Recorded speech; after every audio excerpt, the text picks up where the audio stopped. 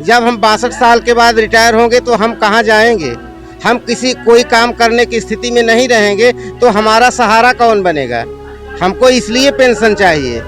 अभी तो अंग्रेजी है, आगे और है। पेंशन हमारा हक है, सामाजिक उत्तरदायित्व है, सरकार किसी भी बहाने से इसे छीन नहीं सकती। जैसे लेबर को सवेरे वो मजदूरी के लिए जाता है और शाम को उसको 400 रुपए मिलते हैं, वो उससे परिवार का पालन करता है, वैसा कल हमारे साथ भी होगा। हमारे बच्चे जब तक काम करेंगे या हम जब तक काम करेंगे तब तक हमें वेतन दिया जाएगा, इसके बाद हमें एक बहिष्कृत कर दिया जाएगा। बहाल करो, बहाल करो, बहाल करो। अभी सरकार की तरफ से कोई आश्वासन नहीं मिला है, मगर हम लोग बिना पुरानी पेंशन लिए हुए मानेंगे नहीं। अगर सरकार ने पुरानी पेंशन नहीं दिया तो हम सरकार बदलने का भी मादा रखते हैं और हम लोग सरकार बदल के दिखाएंगे। दूसरा कि एक ही देश में नई पेंशन पुरानी पेंशन दोनों नहीं रह सकते, एक तलवार में दो मैने नहीं रह सकती। बिना ओपीएस पुरानी पेंशन के हम लोग मानने वाले नहीं है। नमस्कार, मैं हूं अन्नू और आप देख रहे हैं झलको उत्तर प्रदेश। तो जैसा कि आप देख रहे हैं, इस वक्त मैं इको गार्डन में मौजूद हूं और यहां पर जो पुरानी पेंशन को वापसी का जो धरना प्रदर्शन है वो बहुत तेजी से तेज होता जा रहा है। इससे पहले भी कई बार ये धरना हो चुका है, लेकिन आज काफी बड़ी संख्या में लोग यहाँ पर इको गार्डन में मौजूद हैं और पुरानी पेंशन को वापसी का मांग कर रहे हैं। तो एक बात बताइए, कहाँ से आए आप लोग? हम लोग आए हैं मधुबन मऊ से, जनपद मऊ से, ब्लॉक हम लोग का फतेहपुर मंडाव है। गोपागंज मऊ जनपद के सारे अध्यापक यहाँ पर 9 ब्लॉक से आए हैं, एक ब्स के साथ। तो सिर्फ अध्यापक आए हैं या कोई और जो है मतलब कर्मचारी किसी और अन्य कर्मचारी भी हैं हम लोगों के साथ, जो उसमें हम लोगों के संगठन के साथ वो हैं, वो घटक संगठन साथी भी हैं। अच्छा, तो कुल मिला के मांगे सबकी एक ही है? मांगे हम सब लोगों की समन्वित मांगे हैं। उसमें प्रमुख मांग ये है कि पुरानी पेंशन बहाल किया जाए और वो सबकी है, वो समन्वित मांग है। और अध्यापकों की मांग अलग है, इंजीनियर की मांग अलग है, कर्मचारियों की मांग अलग है, सबको शामिल किया गया है, जो 21 सूत्री मांगे है। सभी को, सारी भीड़ को एक साथ एक जगह पे इकट्ठा किया, समन्वित करते हुए आज वो ब्लॉक मुख्यालय से होते हुए जिले मुख्यालय तक धरना दिया गया और आज हम लोग मांगों के समर्थन में फिर यहाँ इको गार्डन पार्क में लखनऊ में धरना दे रहे हैं। तो पुरानी पेंशन बहाली को लेकर के अभी तक कुछ आश्वासन मिला है सरकार की तरफ से, क्योंकि धरना तो काफी समय से चल रहा है? अभी सरकार की तरफ से कोई आश्वासन नहीं मिला है, मगर हम लोग बिना पुरानी पेंशन लिए हुए मानेंगे नहीं। अगर सरकार ने पुरानी पेंशन नहीं दिया तो हम सरकार बदलने का भी मादा रखते हैं और हम लोग सरकार बदल के दिखाएंगे। जो पुरानी पेंशन है एनपीएस नहीं है, ओपीएस पुरानी है, तो एनपीएस में क्या दिक्कत है? एनपीएस की कोई सिक्योरिटी नहीं है, उसको सरकार उसकी सिक्योरिटी कोई नहीं देती है कि उसका क्या होगा आगे। शेयर बाजार अगर गिर गया तो सारा पैसा डूब जाएगा, कुछ नहीं। अपने धन को शेयर बाजार में हम निवेश नहीं करना चाहेंगे। वो शेयर बाजार है, उसका कुछ भी नहीं है कि वो कितना मिलेगा, जो हमारा धन जमा है उतना भी नहीं मिलता है। किसी भी शर्त पे एनपीएस की परिभाषा हमें समझाया नहीं जा रहा है और हमें मंजूर नहीं है। हमें ओपीएस चाहिए, ओनली फॉर ओपीएस। एक देश एक पेंशन, जिस प्रकार हमारे नेताजी लोग अगर विधानसभा, विधान परिषद, लोकसभा, राज्यसभा चारों अगर सदनों के सदस्य हो जाते हैं तो 4-4 पेंशन लेते हैं। हम जवानी लेकर आते हैं और बुढ़ापा लेकर घर लौटेंगे, और जब हमारा हाथ खाली होगा तो हमारा सहारा कौन बनेगा?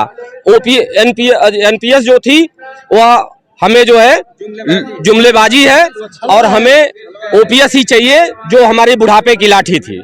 तो सरकार को तो ये साफ साफ समझ में आता है ना कि जब व्यक्ति बूढ़ा हो जाता है तो पेंशन उसके लिए सबसे ज्यादा जरूरी हो जाती है, क्योंकि उसके हाथ पैर थक जाते हैं, वो कोई दूसरा काम नहीं कर सकता।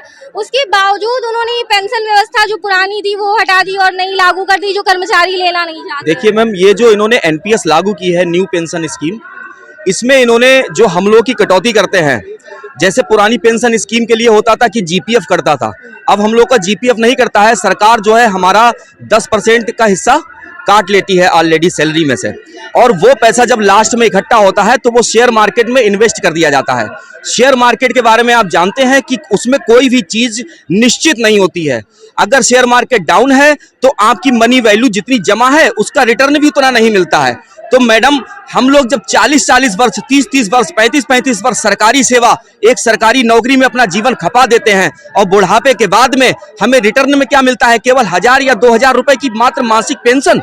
और जबकि पुरानी पेंशन स्कीम में यह व्यवस्था थी कि अगर हम लोग का 1 लाख रुपए सैलरी है तो हम लोग को 60% की निश्चित ओपीएस के रूप में हम लोग को पेंशन प्राप्त होती थी। यानी अगर हम लोग की 1 लाख रुपए सैलरी है तो हम लोग को 60,000 रुपए मासिक पेंशन निश्चित मिलनी ही मिलनी थी, और 40% पेंशन हम लोग बेच के उसका इनकम अलग मिल जाता था, और जीपीएफ में जो हम लोग का पैसा कटता था वो भी हम लोग को विद ब्याज सहित वापिस आ जाता था।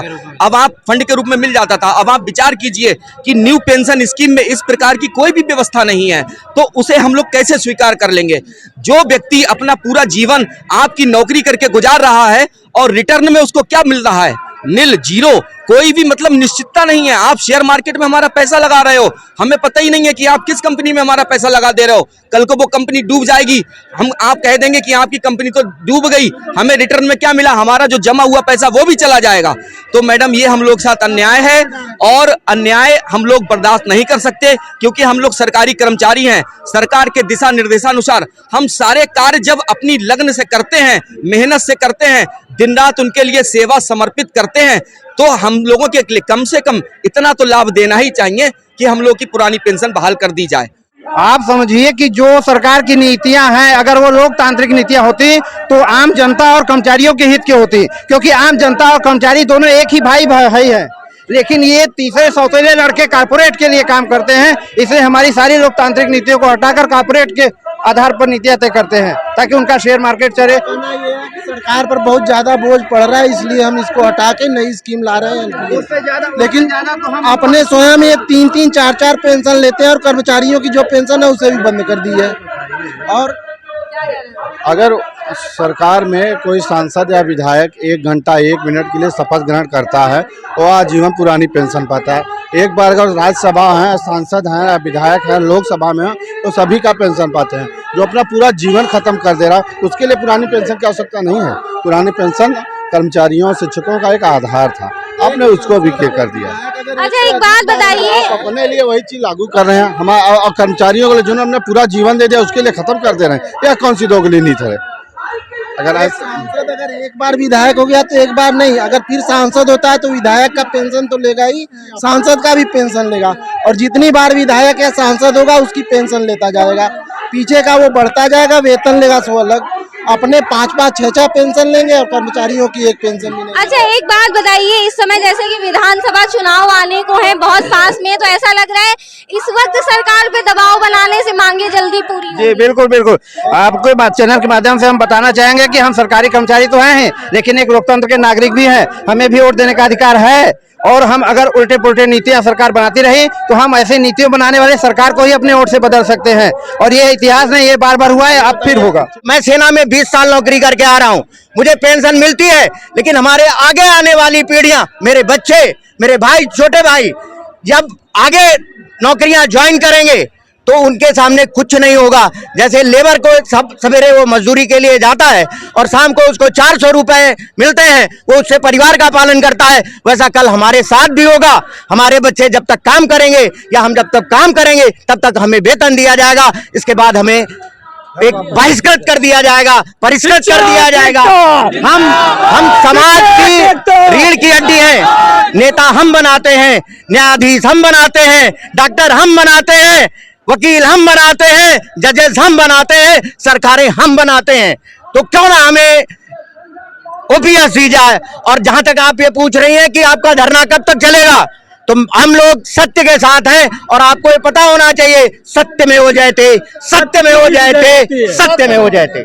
एनपीएस प्राइवेट है और ओपीएस सरकारी है, हमें ओपीएस चाहिए। एनपीएस इतनी अच्छी है तो खुद रख ले, हमको ओपीएस चाहिए तो चाहिए। लेकिन सरकार तो खुद ही सब कुछ जो है प्राइवेटाइजेशन कर रही है। जब सरकार प्राइवेटाइजेशन कर रही है तो आप ये कैसे उम्मीद कर रही हैं कि पेंशन सरकारी मिलेगी? तो सरकार गलत कर रही है। पेंशन हमारा अधिकार है, हमारी बुढ़ापे की लाठी है, पेंशन हमको चाहिए तो चाहिए, उसके लिए चाहे हमें जो भी। अगर जिस प्रकार हमारे कृषि बिल वो समझा रहे थे अच्छे थे, लेकिन बाद में उनकी कमियां जानकर उन्होंने खुद वापस किया, उसी प्रकार के हमारी एनपीएस में भी उससे ज्यादा खामियां। ये एक समूह समाज का हिस्सा नहीं है, सबका एक पब्लिक का है, क्योंकि कल आप कहा कि भी कोई सरकारी नौकरी में जाएगा वो भी न्यू पेंशन स्कीम का जो अहित है उनका गुनाहगार बनेगा। तो ये मुद्दा सब पूरे समाज का है।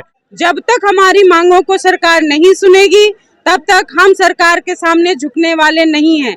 ये सरकार का और इस देश का एक ही नारा है, जो देश में रहने वाले देशवासी हैं उनके लिए एक ही नियम, एक ही कर्तव्य, एक ही अधिकार है। तो अगर उनको ओपीएस मिल रहा है तो हमें भी ओपीएस मिलना चाहिए, इससे हम पीछे नहीं हटेंगे।